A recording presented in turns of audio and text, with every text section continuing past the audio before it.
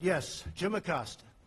Thank you, Mr. President. I wonder if you could comment on this disconnect that we seem to have in this country where you are presenting information about what's happening at the border, calling it an invasion, talking about women with duct tape over their mouths and so on, and yet there's a lot of reporting out there, there's a lot of crime data out there, there's a lot of Department of Homeland Security data out there that shows border crossings at a near record low. That shows undocumented immigrants committing crime at lower levels. That shows undocumented criminals or undocumented immigrants committing crime at lower levels than native-born Americans. What do you say to you don't really believe that stat? Do you really believe that? What do you? Well, Take a look at our federal prisons. I believe in facts and statistics. Okay, and data, any more? Quick, let's go. Let me just ask you this: what do you say to your critics who say that you are creating a national emergency, that you're concocting a national emergency here in order to get your wall because you couldn't get it through other ways? What do you think? Do you think I'm creating something? Ask these incredible women who lost their daughters and their sons, okay? Because your question is a very political question, because you have an agenda. You're CNN, you're fake news. You have an agenda. The numbers that you gave are wrong. Take a look at our federal prison population. See how many of them, percentage-wise, are illegal aliens. Just see. Go ahead and see. It's a fake question. Yes, go ahead.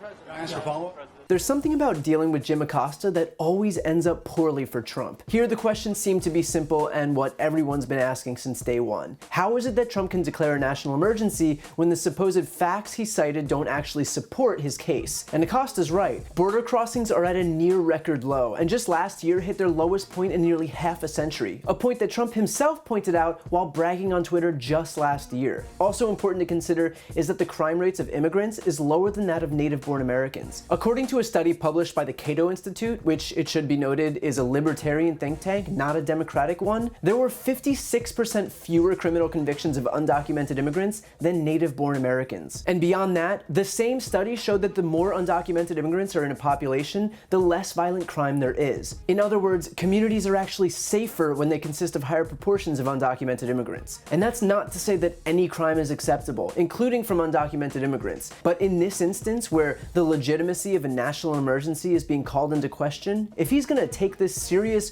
urgent step to supposedly stop crime, why only focus on some minor aspect of it? That's like if the city was on fire and Trump ordered all the firefighters to make sure that there are no untended candles. And nowhere in Trump's furious response did he actually address the question. If anything, he challenged Acosta on his use of crime statistics. That shows undocumented criminals or undocumented immigrants committing crime at lower levels than native-born Americans.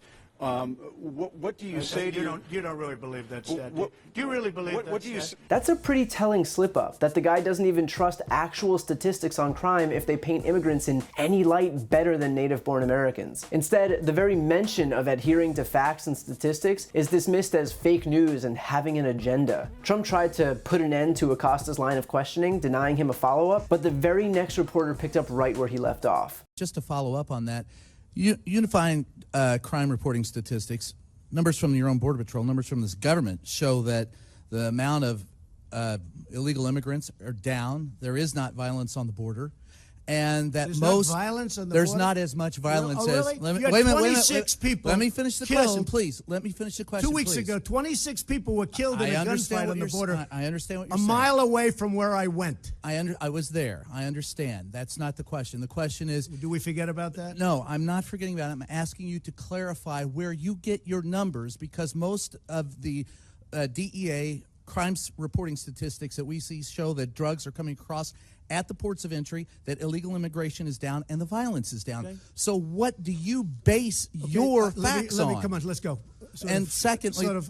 No, you get one. You get one. Well, the second Just sit down. Wait, sit down. Sit down. Could you please answer? Sit down. You get one question. I get my numbers from a lot of sources, like Homeland Security, primarily. And the numbers that I have from Homeland Security are a disaster. And you know what else is a disaster? The numbers that come out of Homeland Security, Kirsten, for the cost that we spend and the money that we lose because of illegal immigration. Billions and billions of dollars a month. Billions and billions of dollars. and it's unnecessary. So your own government stats are wrong, are you saying? No, I use many stats. Could you I use share many those stats with us? Let me tell you, you have stats that are far worse than the ones that I use. But I use many stats, but I also use Homeland Security. Same question, only now Trump decided that there were many alternate forms of statistics, which kind of reminds me of something. Sean Spicer, our press secretary, gave alternative facts. Oh, that's right. Well, now this administration's alternate facts are about to be put to the test in the courts, and it's unlikely that a judge will be as easily swayed as Trump's base is.